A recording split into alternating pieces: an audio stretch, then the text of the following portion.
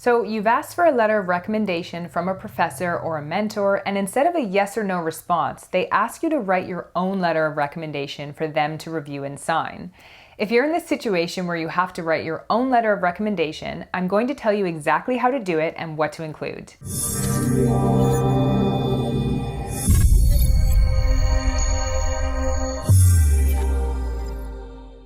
A quick intro from me before we get started. Hi, I'm Nadine Evans, an admissions associate at BeMo Academic Consulting. BeMo is North America's leader in academic consulting. We study and research admissions, and we love helping students achieve their academic and career goals. In fact, we've helped over 20,000 students get into their dream program. Before I continue, make sure that you subscribe now to our channel so you don't miss any of my future videos. And the cool thing is, we actually give away $50 Amazon gift cards to our subscribers. Okay, so back to how to write your own letter of recommendation. For many, the request of writing your own letter of recommendation is daunting. You may think that this is some kind of a test of your ethical sensibilities or an indication that your professor doesn't really want to act as a referee for you. But I want to tell you to relax because it's neither. If you've never seen a request like this before, it's okay, and it's actually not all that uncommon, and it doesn't reflect negatively on you. In fact, it likely indicates two things. One, that your professor is overworked but still wants to support you, and two, that they trust you to provide an honest self-evaluation. It's important that you look at the request to write your own letter of recommendation as a positive thing. It's really an opportunity for you to highlight your skills, strengths, and accomplishments.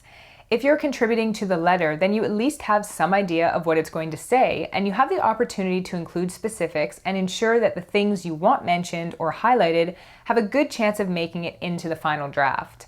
Of course, your professor will retain the right to modify the letter in whatever way that they want, and you may not have access to that final draft, but you do have a say, which is a lot more than many students have in the past. So think of this as an opportunity and be thankful that your professor thinks highly enough to trust you with this task. Let me give you 4 tips on writing your own letter of recommendation. Number 1, be humble but acknowledge your accomplishments. By definition, a letter of recommendation is a document that highlights your strengths, assets, and accomplishments.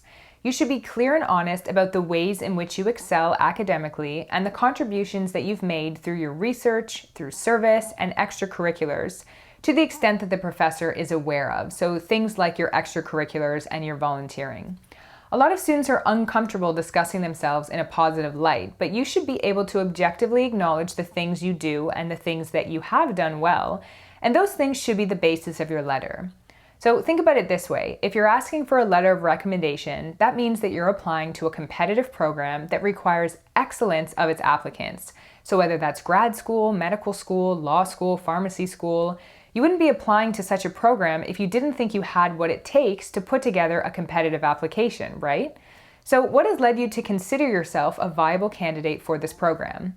Make a list of these qualities, achievements, and strengths that helped you decide to apply, and then determine which of these the professor has witnessed. That will give you some key themes around constructing your letter. If you're not sure which kinds of qualities to emphasize, then look at the qualities valued by the profession you're pursuing and use these as a guideline.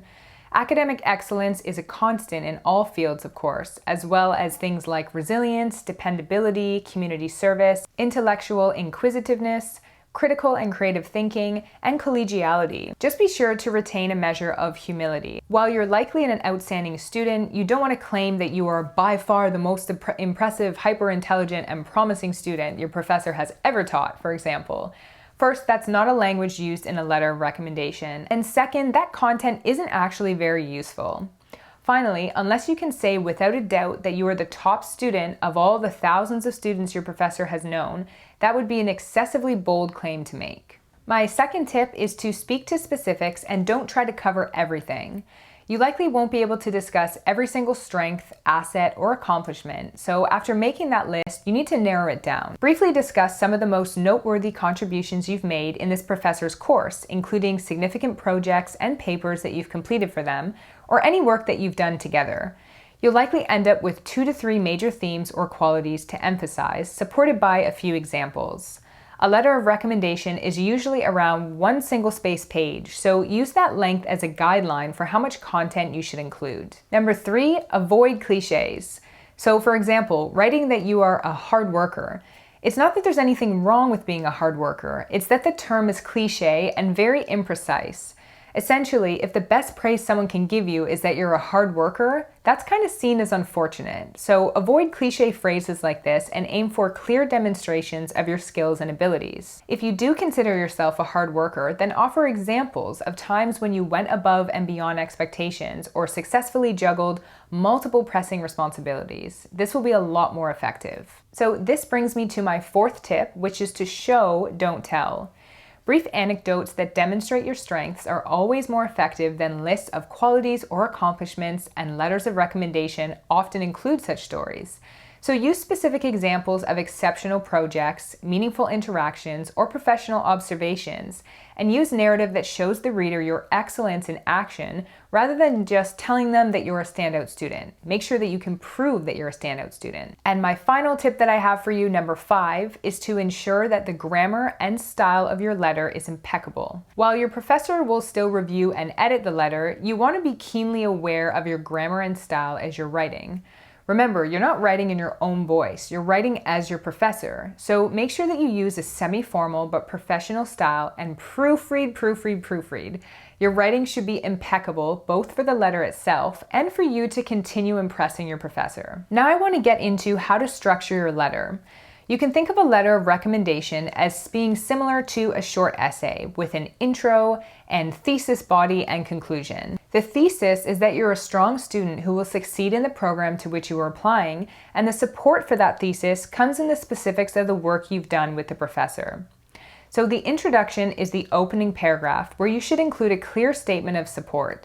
So for example, I am happy to write in support of X student's application to X program, as well as an indication of your relationship with the professor, the time that you've known them, and the capacity to which you've worked together. So for example, if they've worked as your supervisor, if you've worked for them as a teaching assistant or a research assistant. Be sure to include specific like the courses or the projects that you've had together, and anything else that demonstrates how well they know you and your work.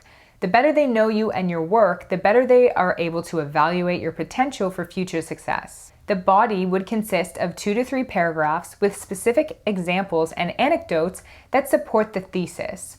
So again, you can discuss courses that you've completed, projects that you've submitted, professional exchanges, discussions of your volunteer or extracurricular work, if your professor is familiar with that, and any other aspect of your professional relationship with your letter writer. The conclusion wraps up the letter, often using the opportunity to reflect a bit on personal attributes as opposed to professional accomplishments. So things like collegiality, confidence, etc. And it should also emphasize enthusiasm for writing the recommendation.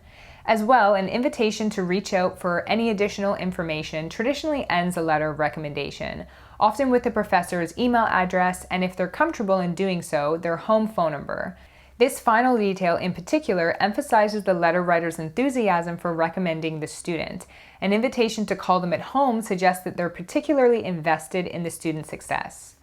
So the very last thing that I want to cover is, what if you're really uncomfortable writing your own letter of recommendation? Well, if you fall into this category, then you have 2 options. First, you can always say no. The request to write your own letter of recommendation is just that. It's just a request, it's not a demand. It's highly unlikely that saying no will result in you not getting a letter at all from this person. So if this is the case, arrange to meet in person to discuss your concerns and reservations.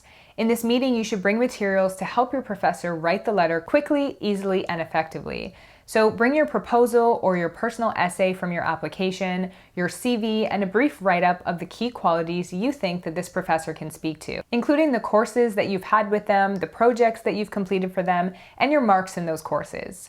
Remember that your professor likely has hundreds, if not thousands, of other students, so you want to make this easy for them. The second option is that you could aim for middle ground. So many students would be just as uncomfortable saying no to their professor as they would be writing their own letter of recommendation. So you can always propose something in between. Instead of writing the full letter and instead of saying no, instead you could do something in the middle, which is offering materials for reference. So if you're not ready to write something all the way from Dear Selection Committee to Sincerely Professor X, then you can work primarily on what would be the body of the letter. Assemble some bullet points, some specific examples of you demonstrating your strengths in connection with this professor.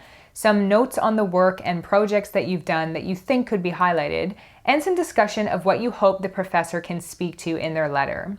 Again, thinking about the letter as a brief essay, compile the research for them to make finalizing the letter itself very easy. All right, so hopefully you have a better idea of how to write your own letter of recommendation. If you have any questions I can help you with, just let me know in the comment section. If you enjoyed this video, make sure that you subscribe now to our channel so that you don't miss any of my future videos. Don't forget, we give away $50 Amazon gift cards to our subscribers, so be sure to subscribe right away. Okay, well that's everything from me. Thanks for watching, and I'll see you next time.